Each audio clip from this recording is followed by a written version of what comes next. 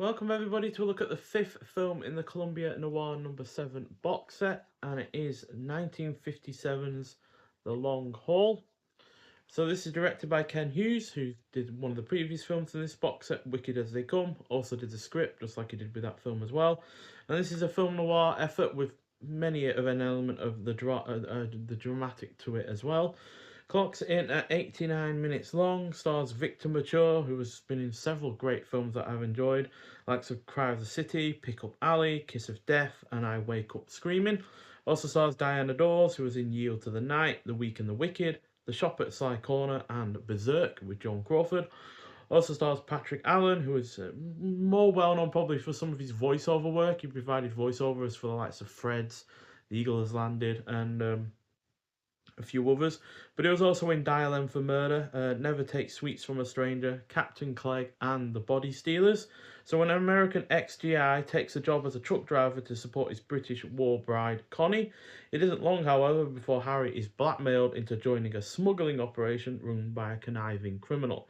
So although there are certain aspects to this plot that are hardly a surprise, there are also plenty of elements I wasn't expecting, especially when it comes to some of the characterization and the way it concludes, as jail, loneliness, and death are all that await some of the characters. The cast is also great. The Liverpool setting makes this rather unique as far as film noir efforts go. The pacing is on point, it is well shot. The trucking scenes in the final act feel realistic and are actually quite tense. I'm not going to for one moment say it's on the same level as, say, The Wages of Fear or its loose remake Sorcerer, but it definitely evoked that kind of thing going on. And although obviously in this film it's a lot colder because we're going through Scotland in that trucking scene, and yeah, but it still is really well done. It is engaging throughout, has solid production value, and the score is decent as well. So yeah, I actually prefer this to Wicked as They Come, to be honest. It's a bit more consistent in terms of its plot, and especially in terms of its morals and such. So yeah, this gets a 4 out of 5, just like the previous film. What was it again? Spinner Dark Web. So yeah, current joint favourite in this box set so far, to be honest. And yeah, there's the disc.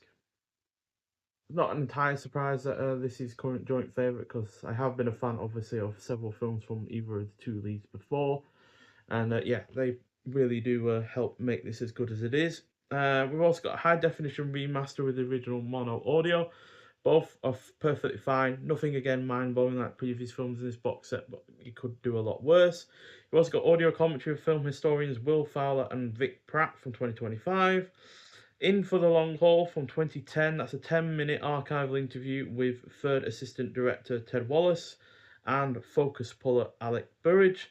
Then you got original theatrical trailer, The Long Night Haul, from 1956. That's a 19-minute short film about British road surfaces general haulage truck division, produced by the British Transport Films.